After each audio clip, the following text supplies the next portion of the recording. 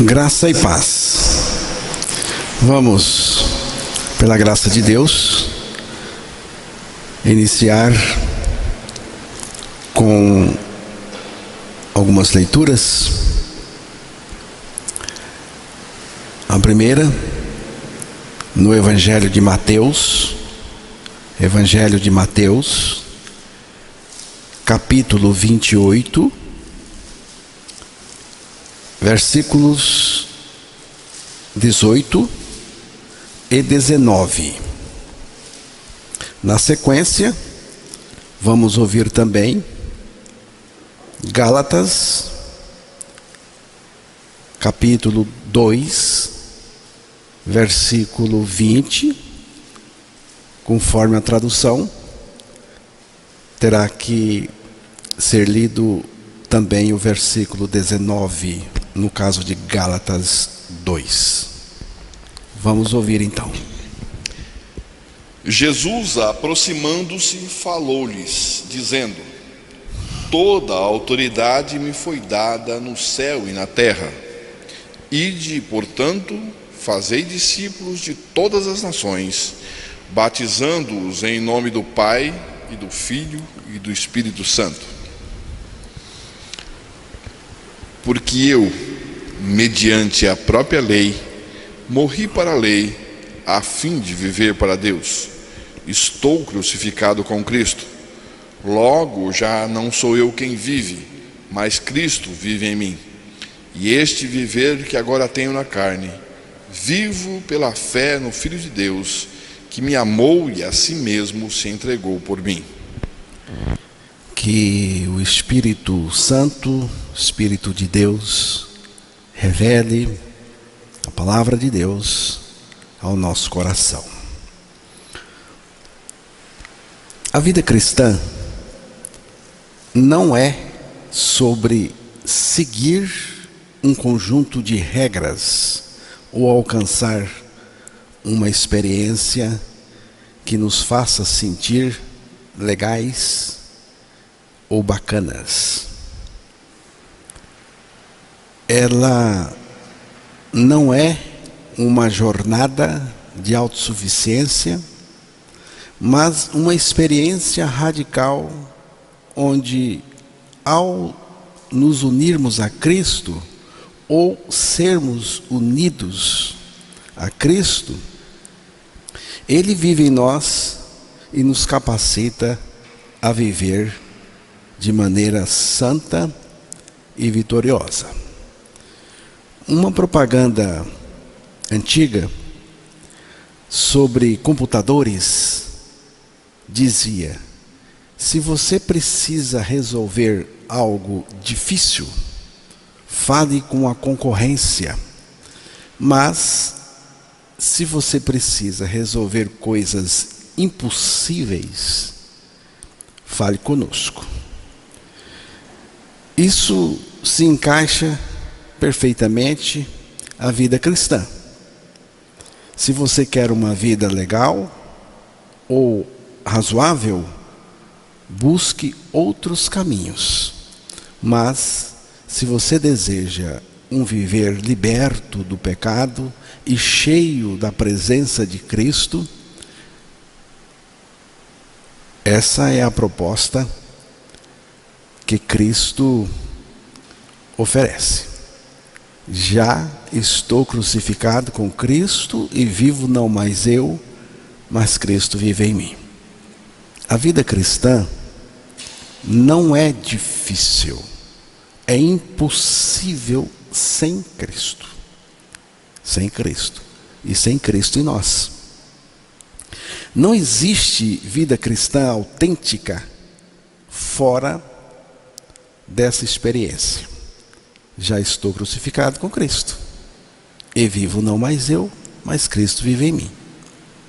Portanto, para quem não creu ainda, então creia e confesse sua crucificação com Cristo nele, e Ele virá viver em você com todo poder. Haverá alguma força no universo, na terra ou no inferno capaz de derrotar esse potencial de Cristo em nós? Não tem. Não duvide, mas creia nesta verdade de Deus. Cristo é a minha salvação, é o meu suporte, a minha esperança, a minha garantia e a minha suficiência. Isto basta para mim. Resolve. Eu pergunto, você está satisfeito porque aprendeu algumas coisas legais sobre o cristianismo, das Escrituras? Você está satisfeito porque se tornou membro de uma igreja interessante? Porque você está prosperando materialmente? Porque você tem sido abençoado materialmente e fisicamente? É por isso que você está satisfeito? Eu lhe digo, precisamos de muito além disso. Jesus Cristo quer nos colocar cheio dele, da vida dele, do seu poder, da sua autoridade, da sua graça. Se você quer viver na dimensão do razoável, do mais ou menos, você não precisa de Jesus para isso. Você não precisa do Evangelho para viver mais ou menos, para viver na dimensão do razoável. Mas se você quer uma dimensão sobrenatural de Deus para dentro de você, você precisa conhecer esta experiência com Cristo, que eu insisto aqui sempre, e sou repetitivo nisso. Já estou crucificado com Cristo e vivo não mais eu, mas Cristo vive em mim. Para mim o viver é Cristo. Estou morto com Cristo e Cristo é a minha vida. A vida cristã não é um esforço de tentar melhorar. Não é um programa de reeducar a alma, a cabeça da pessoa. Não. É uma substituição de vida, a vida de Cristo no lugar da nossa vida pecadora, que morreu com Cristo na cruz. O projeto de Deus é nos substituir por Cristo dentro de nós, no nosso interior, e encher-nos de tudo o que Ele é.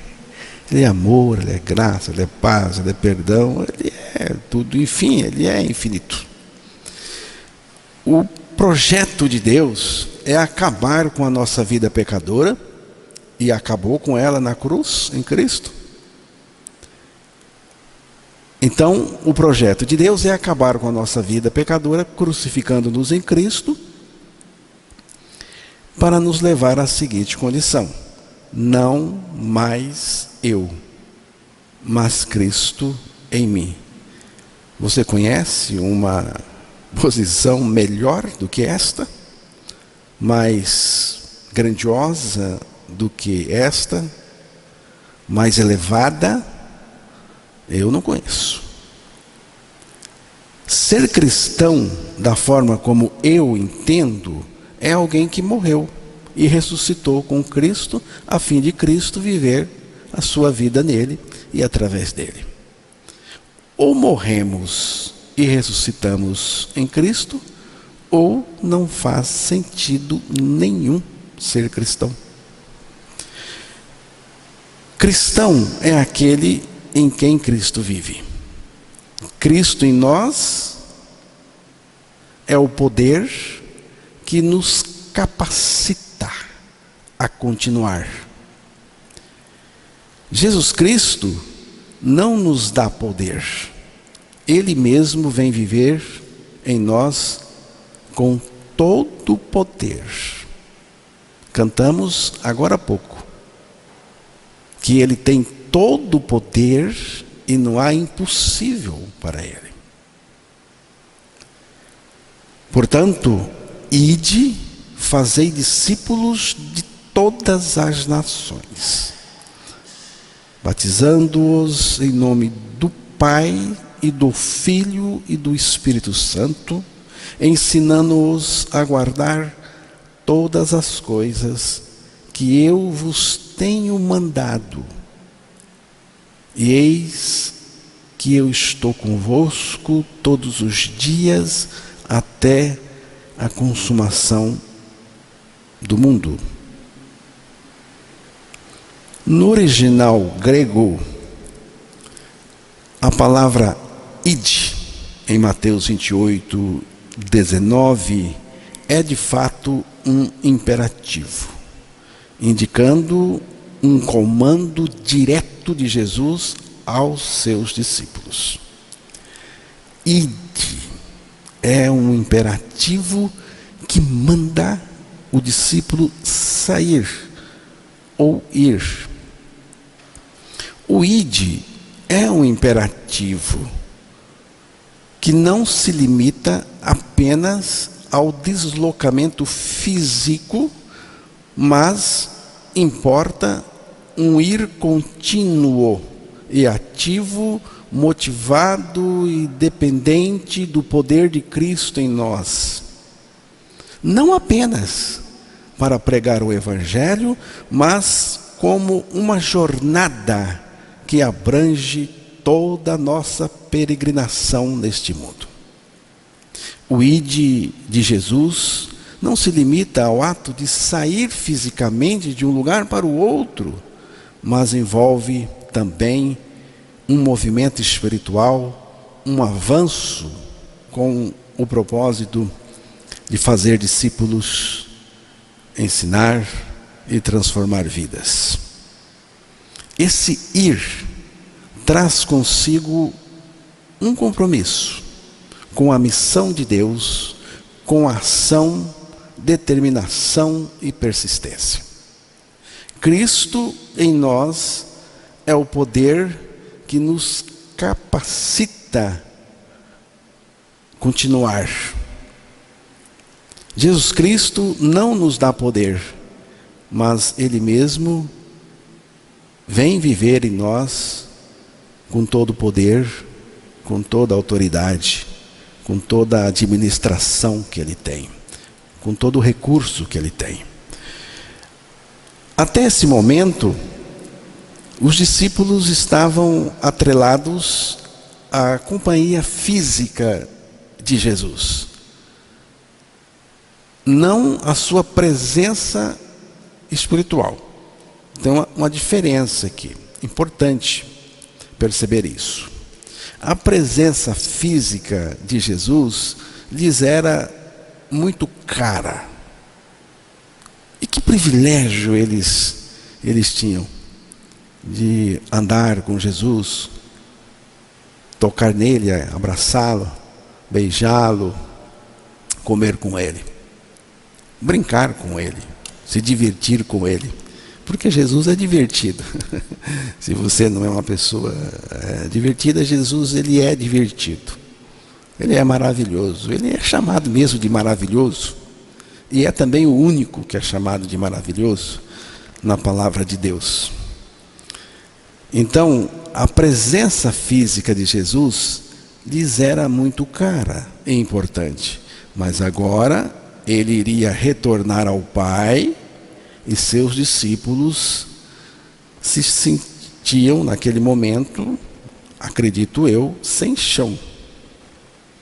Podemos deduzir que a pergunta que insistia em seus corações era: o que fazer a partir de agora? O que será de nós sem Ele?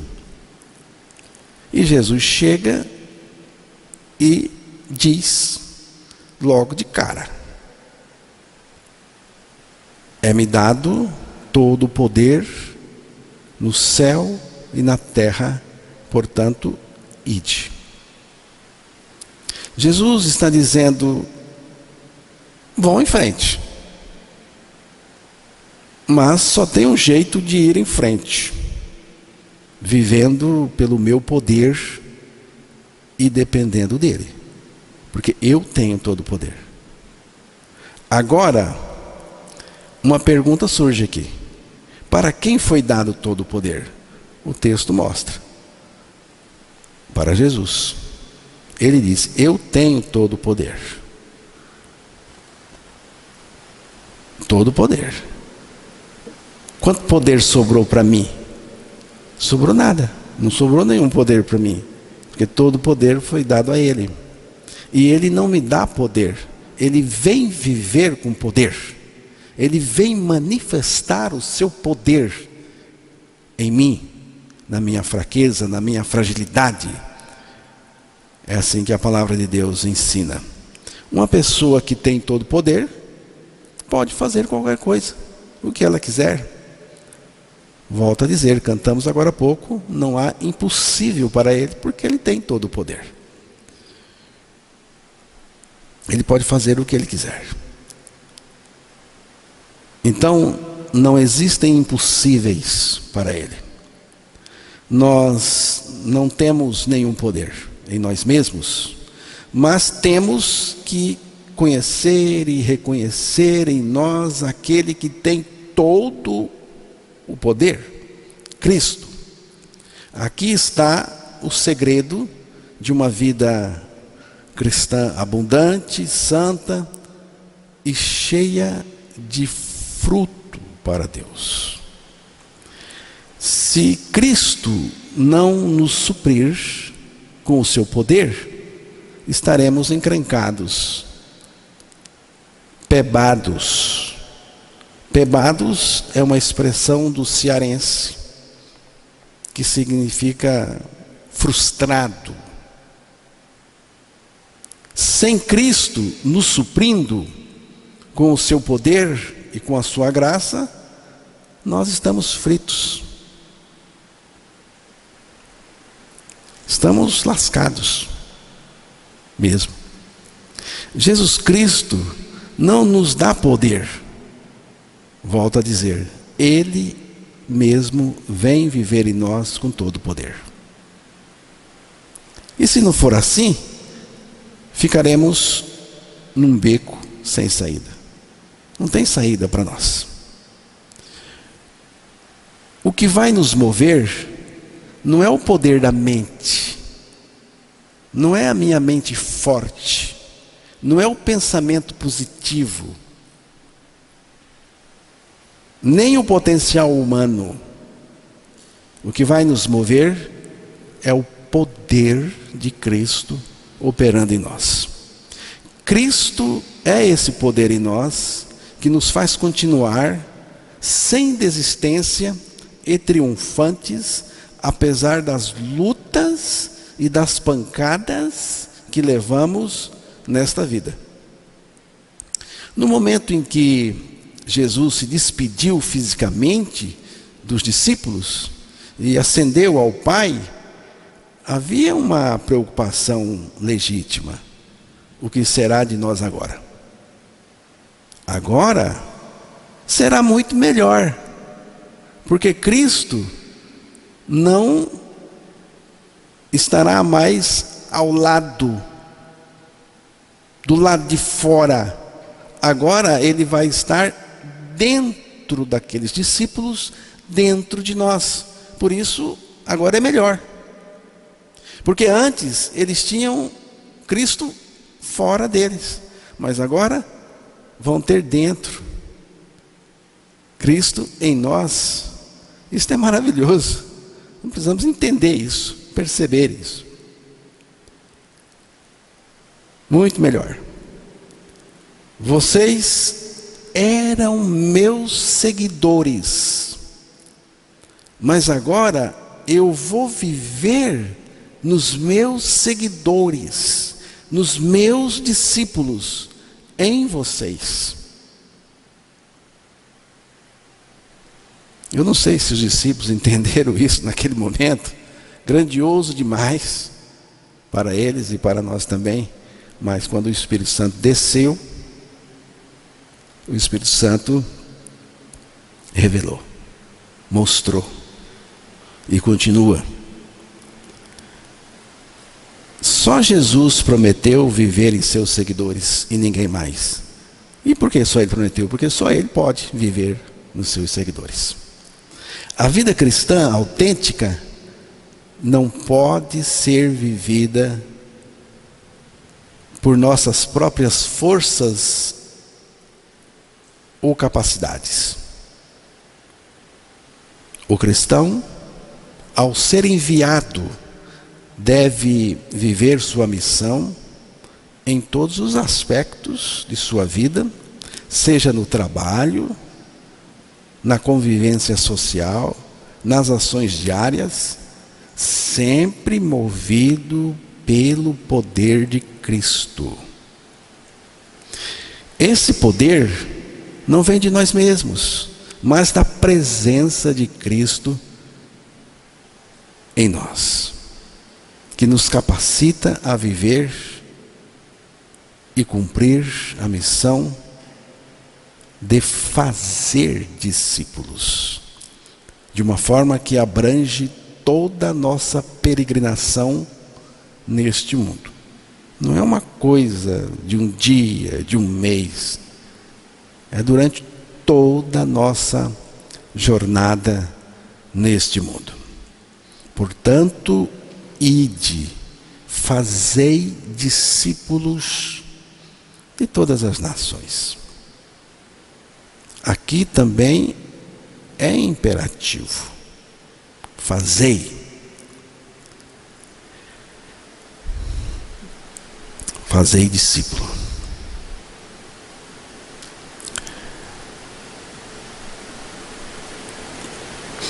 Uma jovem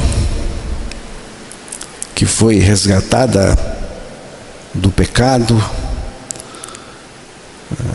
daquela situação devassa. Essa jovem fazia parte de um grupo,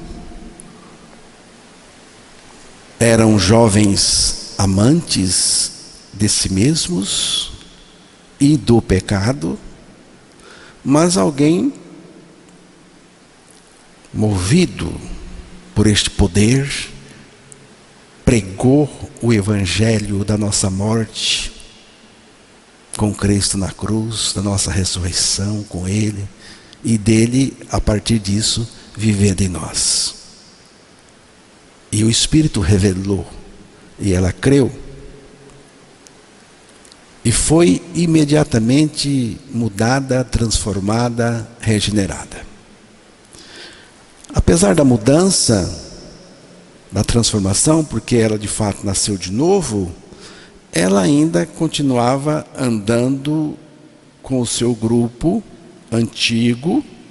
A ideia era evangelizá-los como ela foi evangelizada por alguém. Mas ela agora falava de Jesus, falava da morte com Ele na cruz, e o tempo todo ela estava com essa ênfase, com essa mensagem, com essa pregação. Sabe o que aconteceu? Seus amigos não queriam saber. Disseram-lhe: você não fuma mais? Não bebe mais com a gente? Não se prostitui mais com a gente? E a gente não quer mais saber de você aqui, nem de você, e nem do seu Jesus. Ela então se retirou do meio deles e passou a andar com outros que eram discípulos de Jesus. Assim como a jovem na história, o discípulo de Cristo experimenta uma regeneração profunda, que o leva a renunciar aos antigos caminhos e a se afastar do domínio deles que o afastam de Deus. Assim, ser discípulo é um chamado para seguir a Cristo com uma fidelidade inabalável, sabendo que ao renunciar a si mesmo, encontramos a verdadeira vida. Eu estou falando agora de fazer discípulo. O único lugar onde podemos renunciar a nós mesmos é na cruz de Cristo. Sem a morte com Cristo, a nossa renúncia é falsa. O cristianismo sem a morte com Cristo na cruz não faz discípulos de Jesus, mas apenas atualiza os discípulos de si mesmo, que continuam os mesmos e até piorados. Só se for a atualização R.6.6. Essa atualização vocês conhecem? Essa muda tudo. Essa erradica tudo. R.6.6, que é Romanos 6.6. Depois você lê lá e você vai conhecer. Essa muda. Com esta experiência, você poderá seguir Jesus, livre de si mesmo, principalmente livre de si mesmo, livre do pecado e sem os pesos da religião dissimulada e inútil. Jesus mandou fazer discípulo. E a fábrica de discípulo é a cruz do Calvário. Como é que vai fazer discípulos se você não anuncia o que aconteceu na cruz, nossa morte com Cristo, que é o Evangelho? Marcos 16:15.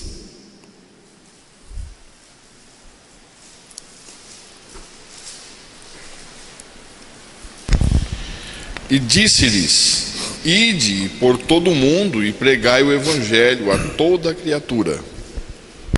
Marcos 16:15 e Mateus 28:19-20 relatam o mesmo evento, a grande comissão, quando Jesus, ressuscitado, ordena aos discípulos que levem o Evangelho às pessoas do mundo. No entanto, cada evangelista enfatiza aspectos diferentes dessa ordem. Como se faz um discípulo? Pregando o Evangelho. Marcos falou. É pela pregação do Evangelho. A instrução ou o ensino vem em seguida, para aquele que foi já feito discípulo pela morte e ressurreição juntamente com Cristo. E isso é o Evangelho. A morte de Cristo, a nossa com Ele. A ressurreição de Cristo, nossa ressurreição com Ele, e Ele em nós vivendo a vida dele a partir disso. É o Evangelho. Se você não for salvo somente pelo que Cristo fez por você, então você não é salvo. Cristo morreu para que morrêssemos com Ele e ressuscitou para que vivêssemos com Ele por meio dele. Ele em nós vivendo a sua vida justa e santa. Não há nada que você possa acrescentar ao Evangelho. Nada. Nem tente isso. Não há nada que você possa fazer, ou não há nada que possa ser feito para aperfeiçoar o Evangelho porque o Evangelho já é perfeito. Ele fez tudo e nos convida apenas a participar. E como participar? Crendo, experimentando, agradecendo. Nada mais, porque Ele já fez tudo. Lamentavelmente, ao longo do tempo, alguns acharam o Evangelho singelo demais, modesto demais, básico demais. Então buscaram formas de melhorá-lo, tornando-o mais atraente ao povo. Acrescentaram, diminuíram, inovaram, fizeram arranjos, trouxeram pompa e ostentação. Depois, outros estudaram mais, se tornaram sábios, adicionando ainda mais elementos, mais coisas ao Evangelho. Ficou elaborado, ficou divertido, mas a pergunta é esta: cadê o Evangelho? Onde foi parar? Sumiu. Ninguém vê mais. Encontra-se muita teologia, muitos ensinos humanos, invenções, mas onde está o Evangelho? Prega, prega, prega, prega, mas você para, escuta. Aí você diz: cadê o Evangelho? Cadê a mensagem da cruz? Não tem. Não tem. Eu vou contar aqui a história do bolo de fubá, para ilustrar os irmãos. Pense em um bolo de fubá. Não sei se você gosta, eu gosto de bolo de fubá. E falando em bolo de fubá, você pode comer o bolo da Edna, porque em termos de bolo de fubá, eu acho que ninguém ganha dela. O bolo que ela faz é gostoso. Gostoso. Então, pense em um bolo de fubá puro, modesto. Está lá aquele bolo nutritivo, tem tudo o que precisa para ser um bolo, mas e se resolverem enfeitá-lo?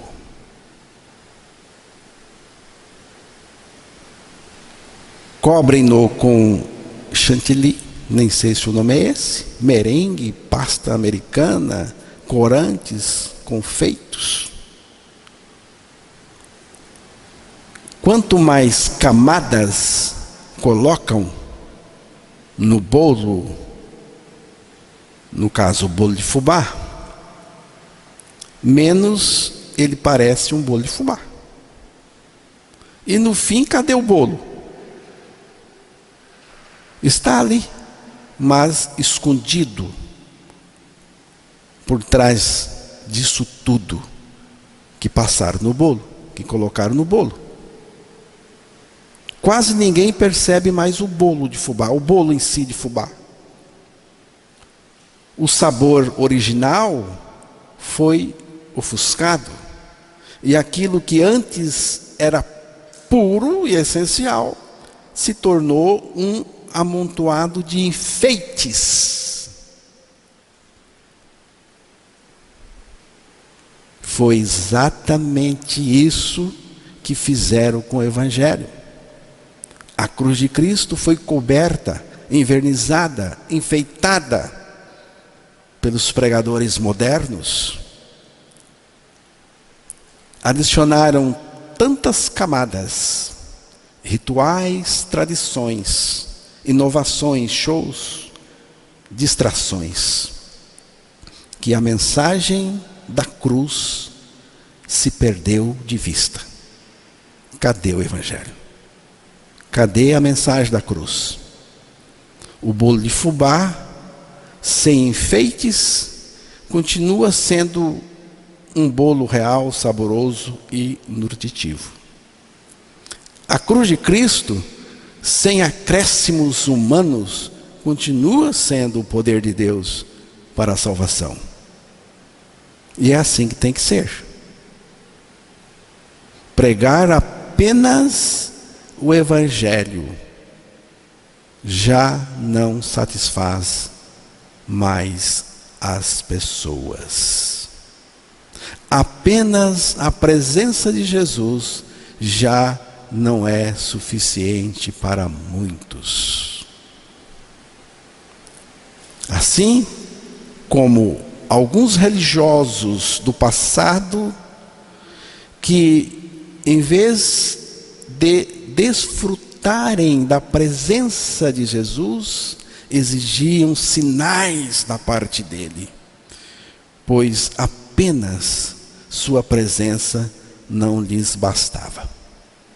Hoje, também querem algo mais além de Cristo e do Evangelho.